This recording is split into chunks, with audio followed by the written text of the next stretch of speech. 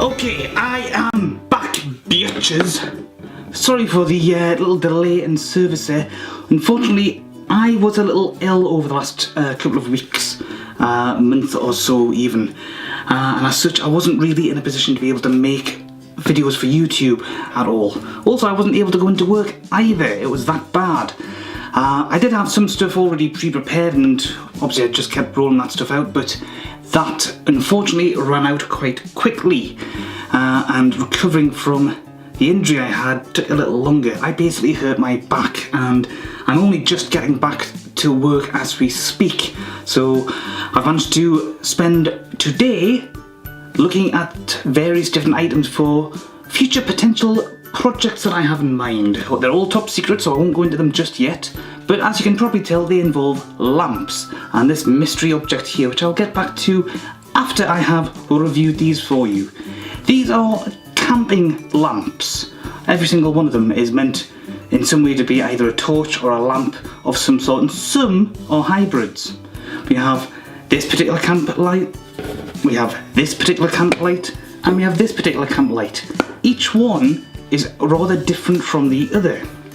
Now this first one, I personally wouldn't really use as a camping light because unfortunately the construction isn't really solid enough for what I would have in mind as far as camping is concerned. The plastic quality isn't really the best in the world.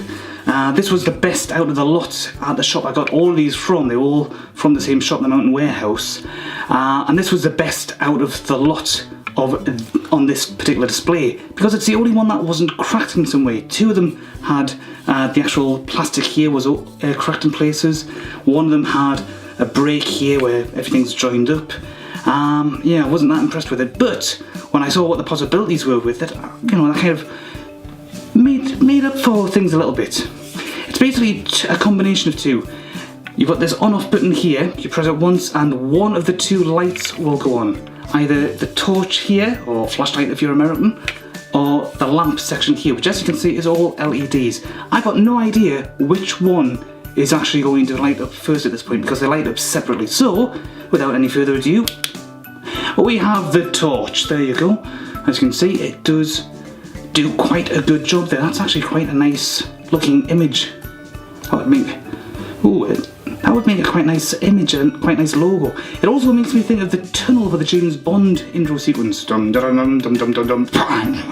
Right. Yeah, I'll stop that before we get a copyright hit. Yeah, that looks quite nice. So you press it once to turn it on, once to turn it off, then once more to blind you all with the lamp. The power of 1,000 suns. It's not quite a lightsaber, but well, it's obviously not a lightsaber because it can't cut through anything. And it's not a beam of energy powered by some sort of crystal. Kyber crystals or something like that. Yeah, that does quite a good job. Now, as far as this is concerned, other uses outside of camping would possibly be some sort of inspection lamp. You know, if you sort of were looking for something underneath, say, a chair, a sofa, a very low table, you know, you might be able to use that quite convincingly to help find things that way. I'll just turn it off so it's not blinding everyone. You'll also notice that on the back here we have 3 batteries, so in theory if you've got a metal surface you can just click it on. Actually that does work quite well because this bit here on this lamp, just to show whoops, that worked better in the shop, honest, does actually work to a certain degree, but the weight of this is perhaps just a bit too much. But all 3 of those are magnetic. And, you know, it works quite nicely for supporting this. I mean, this is a very lightweight thing. The plastic is so relatively cheap that, yeah, you know, it is probably one of the reasons why it's so light. There's also this hook here, which is also even cheaper plastic. And that's just supposed to hang like so. So if you press that button there, you can illuminate my finger or whatever you hang it off. And if you press it again like that, then it just basically illuminates everything that way. Again, I'll turn that off. So overall, quite impressed. There's some potential other uses for it. Okay, which again, I'll come back to later. Then there's this little number. Now again, you might have seen well, obviously you can see the little handle there, so that gives away one of the things that it may be able to do. You've got your on-off button here, and you've got the main torch section there. Again, an LED. This has 3 different settings as far as the light's concerned. 2 are actually identical. The third is basically a strobe flashing effect, but you can see very similar effect on the wall to the other LED torch. If I press the button again and press this again, it'll do exactly the same thing. If I turn it off one more time and then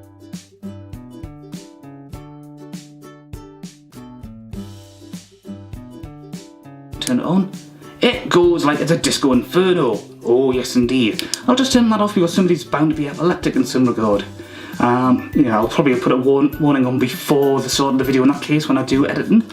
I'll just turn it on again. So basically two presses of the button and it cycles through that. So that's 1, that's 2, number 3, and we're back to the flash. Ah, he's a miracle. But there's one other function that you might not quite expect. I'll just turn it back on to this. If you twist it ever so slightly this way, it starts getting wider and it actually starts changing shape. Now, you can't see it that well on that surface, but when I've been trying it on other surfaces, like the floor for example, it has actually been making square shapes and diamond shapes and so on. It doesn't seem to be working so well at the moment, but that might just be either the angle or possibly the material. But on other surfaces, it does do exactly what I'm trying to tell you that it does. Doesn't seem to want to do it right now, but oh well. I'll test these in some darker materials, but there is one other thing that it does. If you fasten it like that, you basically get a lamp. It still gets you the torch, which looks quite magnificent in some regards, but you then get this miniature warp core from Star Trek type look here. That is quite bright in a darkened room. That does stand out quite nicely. And if you turn it off and on again, we get the same thing. Obviously, the little hanging bit there is to allow it to hook on to something. Shall we go with the flashing strobe effect? If you do suffer from any kind of epilepsy, you probably want to look away in 3, 2, 1. Well, we needed loud music and we've got a rave. Alright, I'll just put that down over there. Very nice idea, very well done. This is potentially the pièce de résistance though. This is something I would actually take camping with me if I was camping, and I might just be doing some in future, which is one of the things I was hinting at earlier. We have 3 different settings on the multiple LED display here. One button press puts on a certain number. I can't see that well through the viewfinder, but that's 4 of the lights. One more, and that's 2, 4, 6, 8. And one more gives us all of them. So it's 2, 4, 6, 8, 10, 12 LEDs. So that gives quite a nice bit of light. You'll notice the on-off button is there. You might also notice this handle. And if you are really observant, you'll notice that when I pull out like this and start doing this, do it this way, you'll see these lights flashing. The red one and the green one. That's because this is a dynamo. There's no batteries, there's no USB ports to plug it into, there's no wires of any sort to plug it into the mains to charge it this way. You are literally charging it by hand by cranking it like this and pressing the button when you find it. And that basically means that this thing is ideal for anybody who's camping in the wilderness, anybody who's, say, going off to, I don't know, anywhere where there's not going to be electricity for a long period. You can just keep hand cranking this and, make your way around night time this way. Or just leave it on in your camp, in your tent to go and read a book or something. Quite good. The only drawback is if you're wanting to use something like this to charge up electrical equipment, which you can, mobile phones, tablets and whatnot, then this isn't for you in that regard because it's just meant to crank up the light only. Now I said before that I had a few projects in mind, and it involves this over here. Now this is, I'm just free from everything, this is basically just a little bit of transparent green paper, so if I put it over the camera lens like so, then everything turns green. If I hold it up to my lighting rig, you'll see that certain things take on a greenish colour to them. Not everything, but certain things. My hand has gone slightly green, for example. See?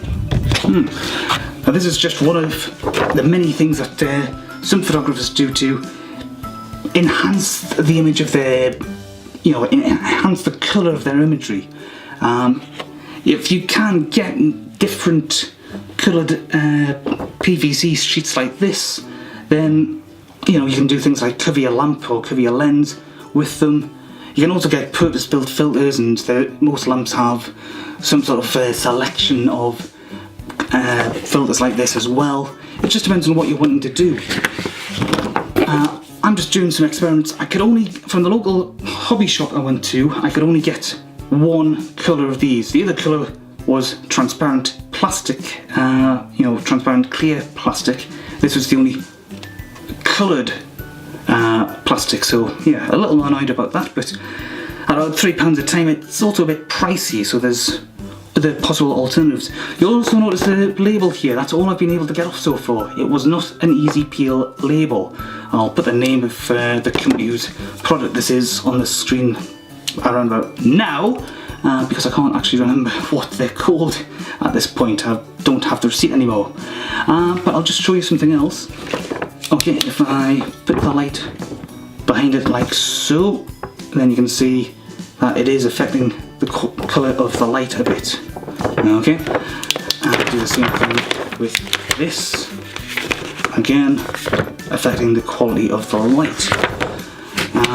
And it works with all of them to a certain degree. Less so this, simply because the sheer size of it, I think. Let's just put some light on here. And that's probably not going to work quite so well.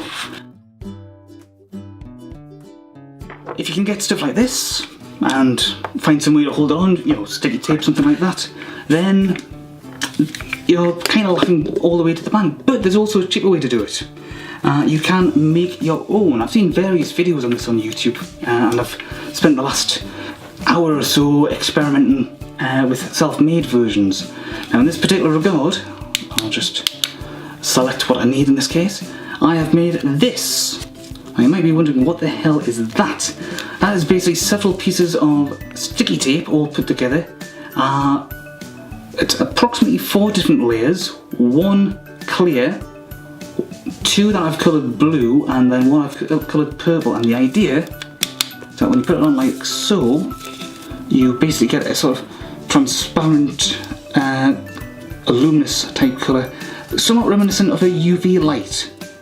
Okay, now according to all the videos I've seen on YouTube about this, if you go through this particular process, you are actually going to get a pseudo light, a pseudo UV light, and this can work with UV sensitive paint to a certain degree. And just to show, it also works quite nicely. Oh, hang on, I forgot to turn this off. That's going to be ruining the effect somewhat. But if I show you this, if I can get this on, there we go. Then yeah, that does have an effect. I don't actually have anything UV sensitive, so I can't really show you the best effects here, but as you can see on what I'm showing you, given that there's some background light as well, it kind of ruins the effect. But I know what I'll do. I'll turn the main light off, like so. So that ought to mean that things become a little clearer. I'll even show you this again in a second or two. Let's just turn this over like so. And you can see, yeah, that is definitely having more of an effect. It's not a true UV light, it's just, as I say, a pseudo UV light. But this does basically work quite well. And let's show you again with the green. Yeah, a lot more greenery, so to speak, because there's no conflicting light sources. You're not getting the same sort of effect as you would with this, but that's because it's, a thinner material, a different colour altogether. I've also done some other experiments. I made my own mini filters like this. They may look like some sort of empty sweet wrapper or candy wrapper or maybe even a condom wrapper, but they're not. So again, I've made this little pseudo UV light, and you can see, yeah, that works as well. That gives a certain UV-esque quality. And we've got this red one. which bathes everything in red light. Apparently this is good for night vision. Okay, if you're out wandering in the woods, oh, I like the effect on the glass on that lamp there. If you're out wandering the woods at night and you've got a red beam like this, it actually helps save your night vision a bit. Who knew? I certainly didn't. I've got this orange filter as well, sort of orangey yellow. This is a couple of combinations of yellow and orange. This was again red and orange as well, and then I've made a green one as well, which I think was just a combination of yellow and green, and again that illuminates things quite nicely. So if I recreated this for this sort of length, you know, did it with these sort of colours, then I could obviously recreate this sort of effect to a certain degree in different colours, so that does work quite nicely. It's obviously not going to be the same thing as a standard UV light, but it's a nice little workaround. It's a nice little cheaper alternative. And the reason I've created these, as I said before, I've got a couple of top secret projects, one of which is basically some photography projects. So kind of want to experiment with different lights to see how everything can sort of interact and reflect off each other. We'll see what the results are at some point, and I'll obviously do a follow-up video at some point regarding that, but for the time being, I'm actually quite impressed with these torches, these lamps in general, and I'm also quite impressed with both the more expensive item that I've bought from the shop, the plastic transparent piece, and the stuff that I've actually made by hand myself, which, you know, didn't take that long. Yeah. I think that's basically it. I can't think of anything else to say. Thank you for watching. Let me know your thoughts below. Bye.